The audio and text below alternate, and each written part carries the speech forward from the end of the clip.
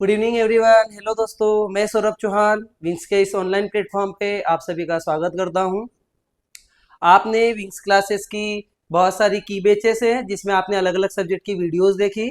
आज मैं आपके सामने हिंदी से संबंधित जो भी प्रश्न उत्तर है, ग्रामर या व्याकरण है, उसको लेकर प्रस्तुत हूँ। आज का जो हमारा टॉपिक है या विषय है वो है कहानी। आप सभी ने कहानी सुनी भी होगी, देखी भी होंगी, पढ़ी भी होंगी। स्पेशली यदि हम कहानी के बहुत पुराने समय की बात करें या इतिहास की बात करें तो आप लोग आपके नानी दादी के मुंह से कहानियों को सुनते आए होंगे। तो आज हम उसी विषय पर चर्चा कर रहे हैं कि कहानी है क्या।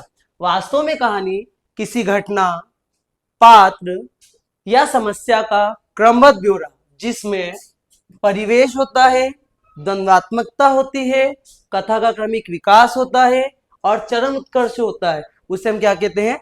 कहानी कहते हैं। या हम यूं कह सकते हैं कि मानव अनुभूतियों की अभिव्यक्ति ही गद्य साहित्य में कहानी। आप लोगों को पता होगा गद्य की जो प्रमुख विधा है वो कहानी होती है। और हमारे को जो कहानी से संबंधित क्वेश्चन आता है या प्रश्न आता है तो वो ये आता है कि कहानी के तत्व कौन कौन से होते हैं। तो पहले मैं आपको शॉर्ट में बता देता हूँ कि कहानी का उद्देश्य क्या होता है।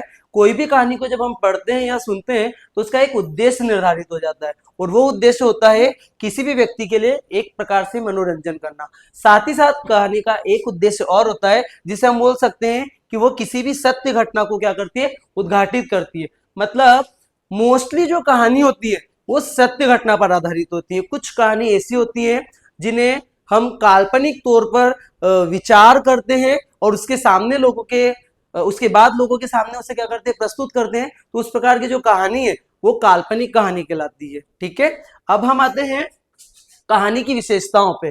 कहानी की विशेषता क्या होनी चाहिए? कोई भी जो कहानी होती है उसका सबसे पहले तो आकार जो है वो छोटा होना चाहिए। इसके साथ साथ उसके अंदर संवेदनशीलता होनी चाहिए। संवेदनशीलता शब्द से तात्पर्य है कि जब हम उस कहानी को पढ़ें या किसी के सामने प्रस्तुत करें या सुनाएं तो हमको वैसा इमेज होना चाहिए कि वास्तव में कहानी के अंदर ये घटना घट रही है या हो रही है। इसके बाद वो रोचक और कलात्मक होनी चाहिए। दैट मीन्स कहानी के अंदर एक प्रकार का इंटरेस्ट होना चाहिए। साथ ही साथ उसके जो पात्र हैं वो हमारे जैसे होने चाहिए। यहाँ पे पात्र शब्द से तात्पर्य है कि कहानी के अंदर जो व्यक्ति विशेष की बात की जा रही है उन लोगों से। इसके बाद है सत्य की प्रतिष्ठा, क्योंकि मोस्टली जो भी कहानी होती है वो सत्य घटनाओं के ऊपर आधारित होती है। देन लास्ट में आता है उद्देश्य। उद्देश्य शब्द से तात्पर्य होता है एक प्रकार का एम, लक्ष्य या सीख। क्योंकि जब हम कोई भी कहानी को पढ़ते हैं या किसी को सुनाते हैं तो अंत में उससे हमको एक सीख मिलती है, तो उसी सीख को इन्होंने उद्देश्य कहा। अब हमारा जो सबसे इंपॉर्टेंट पार्ट है वो है कि कहानी के तत्व कौन कौन से होते हैं। और एग्जामिनर हमसे एग्जाम के अंदर इसी को पूछता है। और बेटा कहानी की डेफिनेशन और कहानी के तत्व क्लास 12 और क्लास 10 दोनों के हिंदी व्याकरण के अंदर है और दोनों ही सेम है। आप चाहे 10th वाले पढ़ें चाहे 12th वाले पढ़ें, ये जो 3 नंबर का क्वेश्चन आप लोगों को आता है और ऑब्जेक्टिव के 1-1 नंबर के लिए आता है उसके लिए बहुत इंपॉर्टेंट है। तो कहानी के 6 तत्व बताए गए हैं। एक होता है कथानक, दूसरा होता है पात्र व चरित्र, तीसरा होता है कथोपकथन, चौथा होता है देशकाल, पांचवा होता है भाषा शैली और छठा होता है उद्देश्य। हम यदि इतने सारे पॉइंट को एक साथ याद नहीं कर सकते तो इसको याद करने के लिए मैं आपको एक छोटी सी ट्रिक बता रहा हूं जिससे आप याद कर सकते हैं। इसके लिए आप इस शब्द को याद रखेंगे।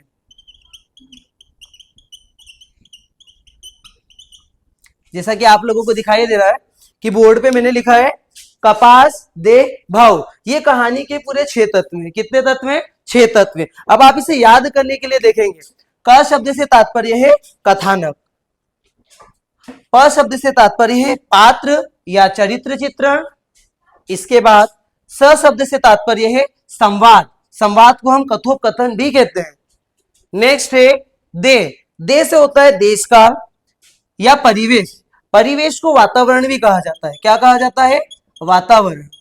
इसके बाद नेक्स्ट आता है भ, भ से होता है भाषा शैली और लास्ट होता है उ जिसे हम बोलते हैं उद्देश्य। और एग्जामिनर हमसे इन तत्वों को पूछता है या इनमें से किसी 2 तत्वों को बहुत अच्छे से डिस्क्राइब करने के लिए कहता है। तो आइए हम देखते हैं कि सबसे पहला जो कहानी का तत्व है वो क्या है।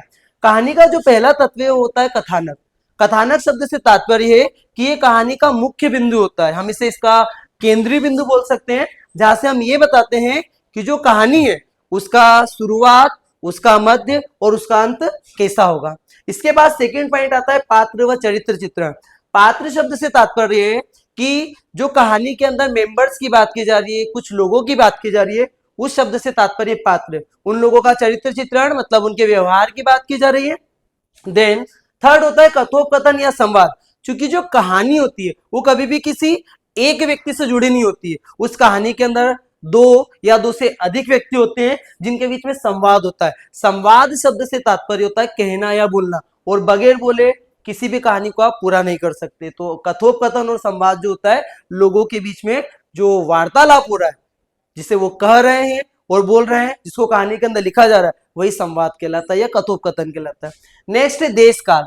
देश काल या परिवेश, जैसा कि मैंने आपको बताया परिवेश को हम वातावरण भी बोलते हैं। कोई भी जो स्टोरी होती है, जो कहानी होती है, वो किसी ना किसी इन्वॉल्वमेंट से जुड़ी होती है कि उसका आसपास का कुछ वातावरण होता है जिसके ऊपर पात्र जो है अपने किरदार को निभाते हैं। इस प्रकार जो वातावरण होता है और जो देश काल होता है वो कहानी के अंदर अहम भूमिका को निभाता है। फिफ्थ है आपका भाषा शैली। भाषा शैली शब्द को यदि मैं दो अलग अलग पार्ट में तोड़ूं तो वो होगा भाषा और शैली। कहानी जो होती है उसमें जो पात्र होते हैं वो जरूरी नहीं है कि किसी एक ही भाषा को बोलने वाले हों, इसलिए जो भाषा होती है वो सहज, सरल और सामने वाले को समझ में आए ऐसी भाषा का उपयोग किया जाता है। और शैली शब्द से तात्पर्य होता है कि एक प्रकार की कला। नेक्स्ट होता है उद्देश्य। कहानी का सबसे अंतिम लक्ष्य होता है, एम होता है उद्देश्य। क्योंकि आप किसी भी प्रकार की कहानी को जब पढ़ते हैं, सुनते हैं, तो उससे हमको एक सीख मिलती है, और कहानी का उद्देश्य यही होता है कि हम सामने वाला व्यक्ति जो उसको पढ़ रहा है या उस स्टोरी को जो सुन रहा है उससे उसको कुछ ना कुछ अच्छी सीख प्राप्त हो। ठीक है, थैंक यू दोस्तों।